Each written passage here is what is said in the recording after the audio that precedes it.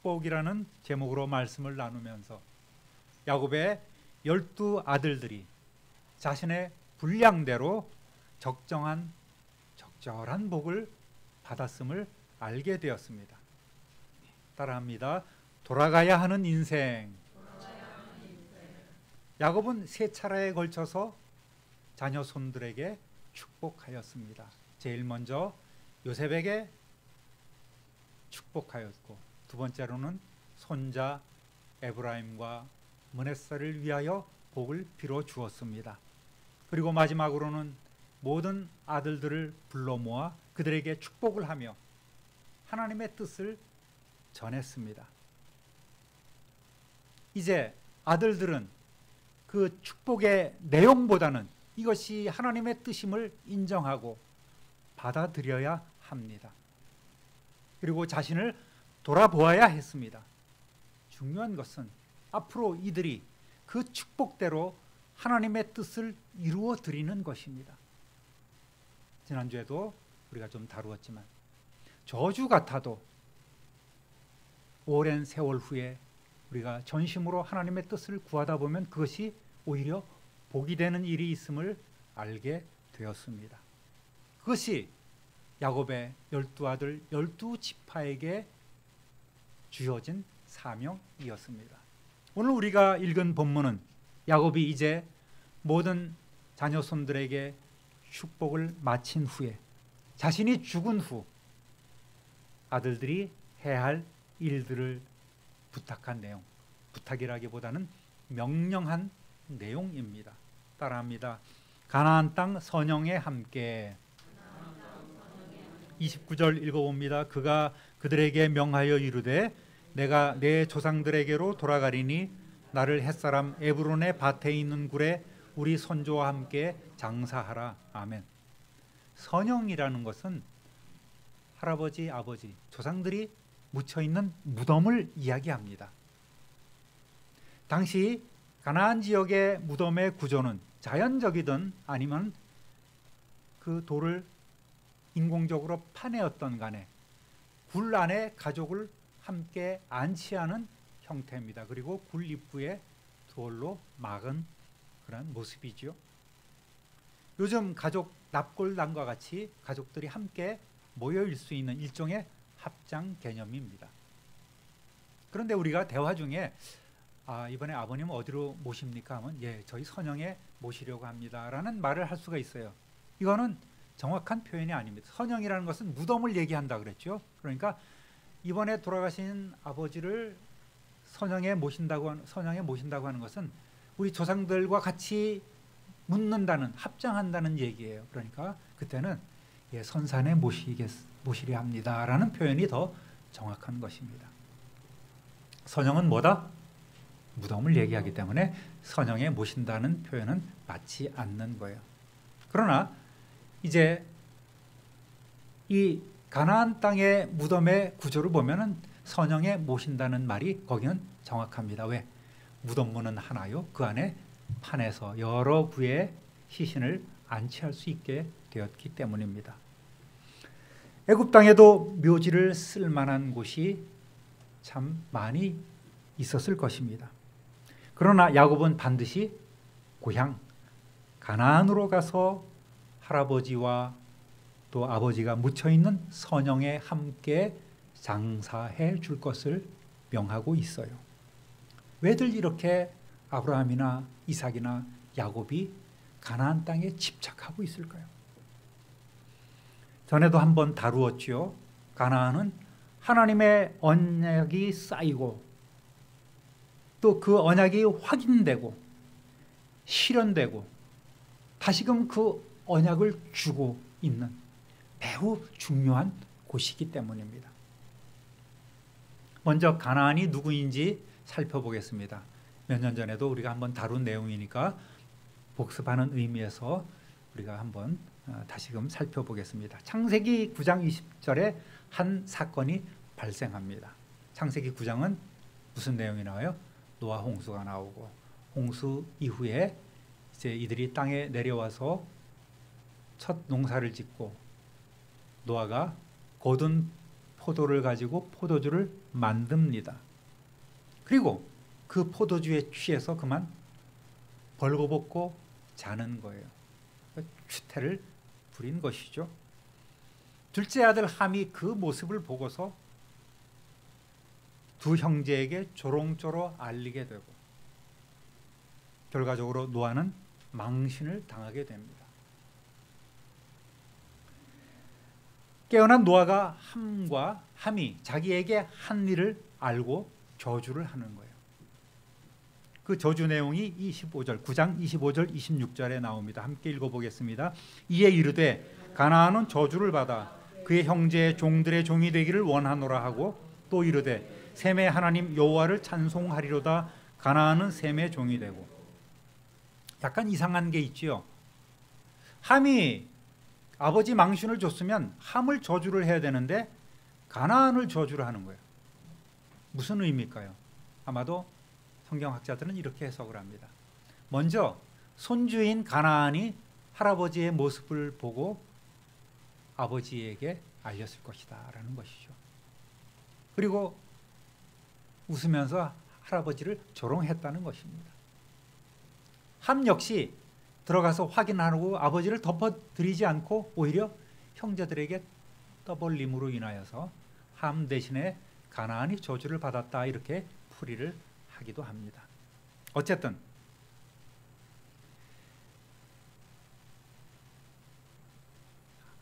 가나안은 아버지 함 대신에 저주를 받게 되고 그 저주는 누구 때 서서히 실현되기 시작하면 아브라함 때에 이르러 저주가 실현된다고 그때 말씀을 드렸습니다. 노아 이후에 가나안은 언약의 백성들에게 셈의 후손들에게 잊혀진 곳이 되고 그곳은 가나안의 후손들이 정착하며 살아가는 땅이 되었습니다. 창세기 10장 15절에서 19절까지 읽어보겠습니다. 가나안은 장자 시돈과 헷을 낳고 또 여부스 족속과 아모리 족속과 기르가스 족속과 히위 족속과 알가 족속과 신 족속과 아르와 족속과 스말 족속과 하맛 족속을 낳았더니 이후에 가나안 자손의 족속이 흩어져 나아갔더라. 가나안의 경계는 시돈에서부터 그라를 지나 가사까지와 소돔과 고모라와 아드마와 스보임을 지나 라사까지였더라. 아멘. 그러니까 오늘 블레셋 땅까지도 그리고 레바논 지역까지도 다 가나안으로 들어가서 가나안 사람들이 그곳에서 정착하며 살았던 땅입니다. 그러나 하나님은 우상 숭배의 본산에서 살고 있는 갈대아 땅 우르에 살고 있는 한 사람을 찾아내셨습니다. 그 사람이 누구였어요? 아브라함이었어요. 아브라함은 믿음의 계보인 셈의 셋째 아들인 아르박사스의 직계 후손이었습니다. 그런데 셈의 땅이 아닌 함의 땅에서 살아왔고 특히 그의 아버지 데라는 우상 숭배자였습니다. 여호수아서 24장 2절 읽어보겠습니다. 여호수아가 모든 백성에게 이르되 이스라엘의 하나님 여호와께서 이같이 말씀하시기를 옛적에 너희의 조상들 곧 아브라함의 아버지 나홀의 아버지 데라가 강 저쪽에 거주하여 다른 신들을 섬겼으나 여기서 강은 유브라데스 강을 이야기합니다. 그러니까 아브라함의 조상들은 우상 숭배자들이었던 거예요. 미드라시에 보면 데라는 한 걸음 더 나가서 우상을 만들어 파는 사람으로 등장합니다. 그래서 하나님께서는 이 죄악된 환경에서 아브라함을 불러내기로 작정하셨고 아브라함이 이주할 때에 그 아버지 데라도 함께 그곳에서 나와서 하란 땅으로 이주하였습니다. 그리고 그곳에서 또다시 아브라함을 불러내서 가나안 땅으로 보내고 계신 거예요. 12장 7절에 와서야 비로소 하나님께서는 내가 이 가나안 땅을 네 자손에게 주겠다고 약속해 주셨습니다. 아브라함과 사라가 하나님께 두 가지 복을 약속받게 되죠. 한 가지는 자손들에 대한 복이고 또 한 가지는 땅에 대한 복입니다. 이제 자손들에 대한 복은 그의 아들 이삭 또 손자 야곱을 통해서 그의 아들 12지파를 통해 앞으로 장차 크게 번성하며 이루어가게 될 것입니다. 그리고 땅에 대한 복은 반드시 가나안에서만 받을 수 있는데, 먼저 하나님께서는 창세기 21장에서 아브라함에게 블레셋 땅인 브엘세바에 대한 우물 소유권과 또 그 땅의 사용권을 아비멜렉에서 얻어내게 하셨습니다. 그러니까 아브라함 이후 족장 시대에는 전부 다 나그네 인생을 사는 거예요. 그렇지만 하나님께서는 하나하나 그곳에 장차 너희 후손들이 돌아와서 살 수 있을 만한 근거지를 마련하고 계시는 거예요. 두 번째로는 아브라함의 아내 사라의 장례를 통해서 헷 족속 에브론에게서 비싼 가격을 주고 막벨라 굴을 포함한 그 지역의 땅을 매입하게 됩니다. 30절 읽어봅니다. 이 굴은 가나안 땅 마므레 앞 막벨라 밭에 있는 것이라. 아브라함이 햇사람 에브론에게서 밭과 함께 사서 그의 매장지를 삼았으므로. 아멘. 아브라함의 소유로 확정된 이 조그만 막벨라 굴과 밭은 하나님께서 아브라함에게 약속하신 땅이 되어 오랜 후에 이스라엘이 애굽을 나와서 이곳으로 돌아오게 되는 근거가 된 거예요. 그러니까 아브라함이 하나님의 부름을 받은 이후에 약 600년 이상 지나서 이 일들이 실현되어 가는 것입니다. 그러니까 하나님의 비전이라는 것은 참 우리의 짧은 생각으로 담을 수 없는 아주 오랜 시간, 또 스케일도 엄청나게 크다는 사실을 우리는 알 수 있는 거예요. 또 야곱은 세겜에 무덤을 사놓았습니다. 나중에 여호수아는 이곳에 요셉을 장사 지내지요. 여호수아서 24장 32절 읽어보겠습니다. 또 이스라엘 자손이 애굽에서 가져온 요셉의 뼈를 세겜에 장사하였으니 이곳은 야곱이 백크시타를 주고 세겜의 아버지 하몰의 자손들에게서 산 밭이라. 그것이 요셉 자손의 기업이 되었더라. 아멘. 그러니까 차근차근 아래 블레셋 땅, 그리고 중부의 막벨라 굴, 그 주위 밭들, 또 조금 더 위에 세겜 땅까지 이 야곱 후손들의 그 근거지를 마련해 두고 있는 거예요. 하나하나. 하나님께서는 아브라함과 그의 후손들에게 차곡차곡 법적으로 대가를 지불하게 하고 가나안 땅에 대한 명분을 쌓게 하고 가나안 정복을 통해서 나중에 노아의 저주를 완성하신 거예요. 그러니까 노아가 왜 자식에게 그런 저주를 했을까라는 생각을 하지만 이것마저도 하나님의 비전 안에 있음을 우리는 깨달을 수 있는 것입니다. 아, 그렇구나. 그 가나안 땅에 가나안이 저주를 받은 이유가 장차 하나님의 백성 이스라엘이 와서 머물 장소이기 때문에 그 명분도 하나님께서 만들어 두신 것이구나. 이렇게 우리가 깨달을 수가 있는 것입니다. 따라합니다. 선조와 함께 장사하라. 31절 32절 함께. 아브라함과 그의 아내 사라가 거기 장사되었고 이삭과 그의 아내 리브가도 거기 장사되었으며 나도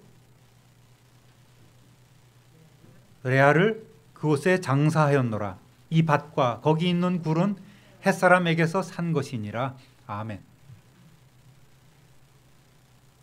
왜 안 나오죠? 예, 뭔지 모르지만 좌우간. 할아버지 아브라함이 햇사람 에브론에게서 밭과 함께 산 막벨라 굴을 상기시킨 야곱은 할아버지 부부, 아버지 부부, 그리고 아내 레아가 있는 그곳에 자신도 안치해 달라고 명령합니다. 현아야, 한번 가봐봐. 뭔가 잘 안 되는 것 같아. 이 내용은 이미 요셉에게 허벅지 맹세를 하게 하여 부탁한 것입니다. 그만큼 야곱은 간절했던 거예요. 앞에 허벅지 맹세한 내용을 한번 살펴볼까요? 47장 29절 30절. 이제 내가 내게 은혜를 입었거든 청하노니 내 손을 내 허벅지 아래에 놓고 인애와 성실함으로 내게 행하여 애굽에 나를 장사하지 아니하도록 하라. 내가 조상들과 함께 눕거든 너는 나를 애굽에서 메어다가 조상의 묘지에 장사하라. 아멘. 수구초심이란 말이 있지 않습니까? 사람은 누구나 자신의 근본을 잊지 못합니다. 죽어서라도 고향 땅에 묻히고 싶어하는 마음이 있기 마련이지요. 그리고 그것이 하나님께서 약속해 주신 언약의 땅이면 더더욱 그러할 것입니다. 저도 가끔 그런 생각을 해요. 내가 죽으면 선산에 묻힐 것인가? 그런 생각을 해봅니다. 근데 너무 멀어. 혁이가 그곳에 결코 올 것 같은 생각이 들지 않는. 저도 요즘은 뭐 코로나 핑계 때문에 잘 가지도 못했어요. 얼마 전에 다녀오긴 했습니다만은. 가니까 그 묘가 굉장히 묵었어요. 사초를 해야 될 때가 됐습니다. 그러면서 미래를 걱정하는 거예요. 우리 자손들이 또 형네 아이들 또 혁이까지 그곳에 가지 못할 터인데 무슨 의미가 있나 하는 생각을 하고 있는 거예요. 그래서 때가 되면 그것을 파묘해서 이제 흩어버리려 하는 그런 생각을 하고 있습니다. 물론 하나님께서 진도야, 그것은 내가 너에게 언약해 준 축복의 땅이다라는 말씀을 들려주시면 제가 은퇴를 해서 그곳에 내려갈 거예요. 근데 하나님은 그런 말씀을 안 하셔요. 저에게도 우리 집안에도 그런 이야기를 하실 텐데 하나님은 말씀을 안 하고 계세요. 아, 이것이 하나님의 뜻이 아니구나 하고, 저는 죽으면 여러분이 기뻐하는 가운데에 이제 근처 공원 묘지에 또는 묘지에 묻히게 될 것입니다. 뭔 얘기하다 이렇게 나오죠? 따라합니다. 돌아갈 곳이 있습니다. 33절 읽어봅니다. 야곱이 아들에게 명하기를 마치고 그 발을 침상에 모으고 숨을 거두니 그의 백성에게로 돌아갔더라. 아멘. 야곱은 침상에 앉아서 지팡이에 의지한 채 마지막 가쁜 숨을 몰아쉬며 유언을 남기고 하나님께 경배합니다. 하나님께 경배했다는 내용이 없는데 히브리서 11장 21절 읽어봅니다. 믿음으로 야곱은 죽을 때에 요셉의 각 아들에게 축복하고 그 지팡이 머리에 의지하여 경배하였으며. 아멘. 그러니까 야곱은 침상에 앉아서 자식들에게 축복을 했지 않습니까? 그리고 그 지팡이를 이렇게 잡고 있는 거예요. 이렇게 잡고서 하나님 앞에 경배한 것입니다. 혼신의 힘을 다해서 하나님의 뜻을 자식들에게 선포하고 이제 하나님께 인사를 드리고 그는 누워서 발을 모은다는 얘기는 이제 평안한 죽음을 맞이한다는 이야기겠지요. 마지막 숨을 거두게 되는 거예요.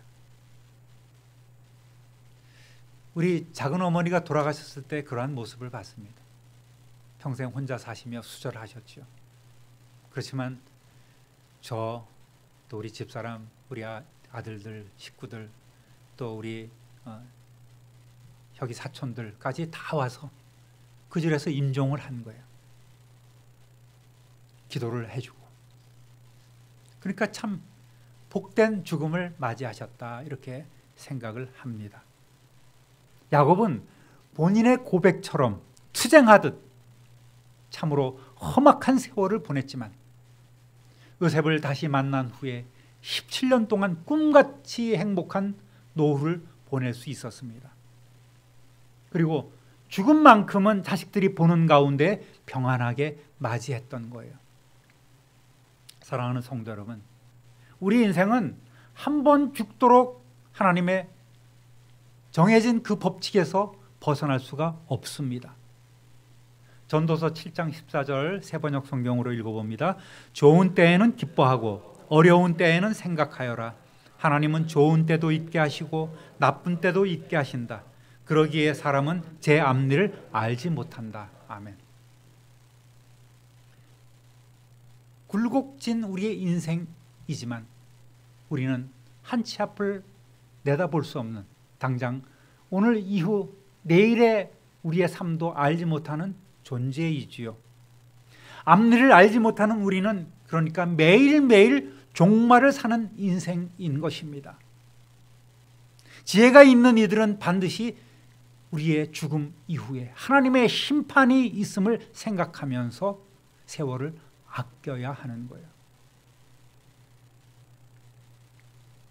오늘 본문처럼 성경은 성도가 세상에서 기운이 다하여 죽게 되면 죽었다는 표현보다는 전에 구역 성경에는 열조에게로 돌아갔다.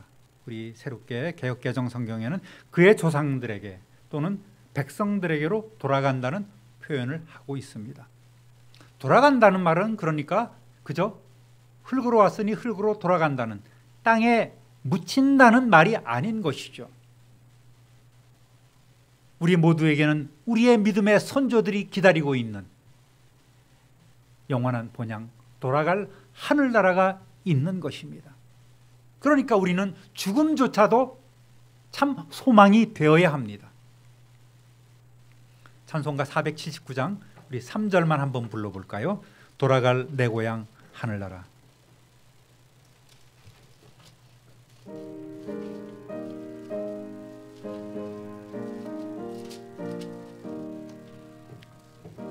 로 479장, 예, 죄송합니다. 하늘 못이 없고 영원한 영광을 누리리라. 그리던 성도들 한자리 만나리. 돌아갈래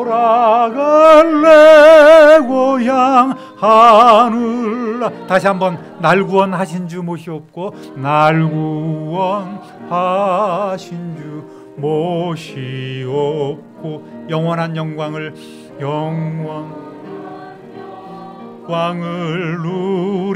누리리라. 그리던 성도들 한자리 만나리. 돌아갈래 고향 하늘나라. 아멘. 여러분, 우리가 돌아갈 곳이 있는 거예요. 그곳이 어둠의 세력이 다스리고 있는 곳이 아니라 하나님의 품이 되시기를 우리 주님의 이름으로 축복합니다. 그렇다면 중요한 것은 어떠한 죽음을 맞이할 것이냐이지요.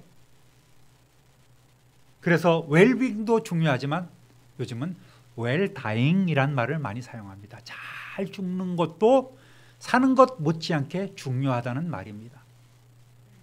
어제 청소하러 오신 성도님 몇 분과 이야기를 나누면서 몇 살에 죽는 것이 바람직할 것인가 라는 이야기를 했어요.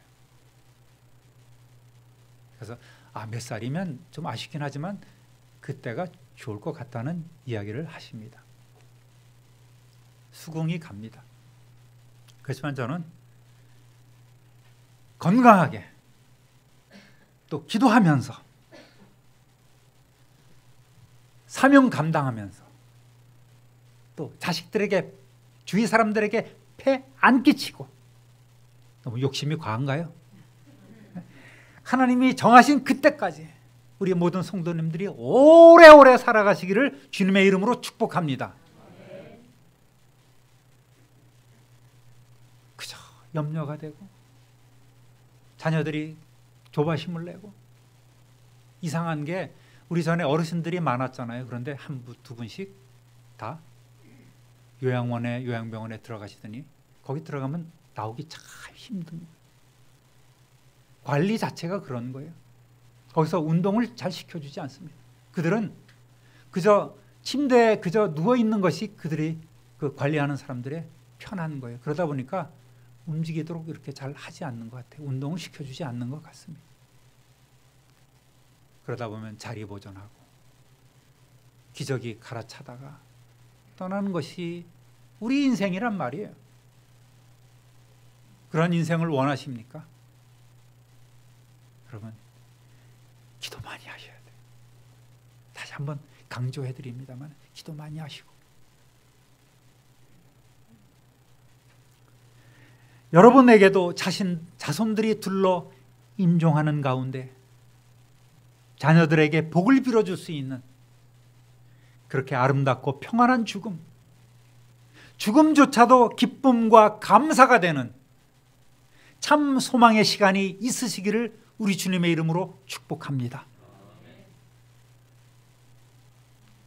그러나 그런 기회를 갖는 것이 쉽겠어요? 어려운 것 아니겠습니까? 그러니까 여러분 평소에 자녀들에게 늘 유언처럼 부탁하고 또 부탁하고 기억하게 하고 또 기억나게 해야 되는 거예요. 하나님 잘 섬겨라. 교회 열심히 나가라. 네 자녀들을 위해서 너도 열심히 기도하라. 나도 죽는 그날까지 너와 우리 아이들을 위해서 기도하마. 오라버니, 누님, 아우들아, 내가 너희를 위하여 기도한다. 예수 잘 믿어라. 하나님 잘 섬겨라. 평소에 이렇게 끊임없이 유언처럼 남기면 그것이 자녀들의 마음에 새겨지고 딱 뇌리에 박혀서 늘 그 부모님의 기도, 형제들의 그 간곡한 부탁을 기억하며 언젠가는 돌아올 수 있단 말입니다.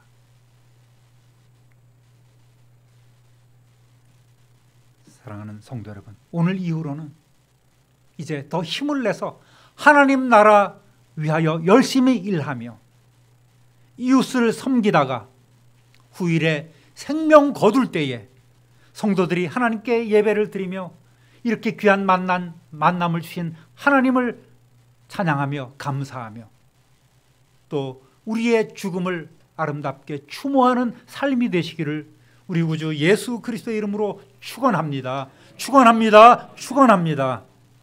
존귀하신 하나님 아버지, 크신 사랑과 은혜를 진실로 감사하고 찬송합니다. 우리는 오늘 돌아가야 하는 인생임을 다시금 깨닫게 되었습니다.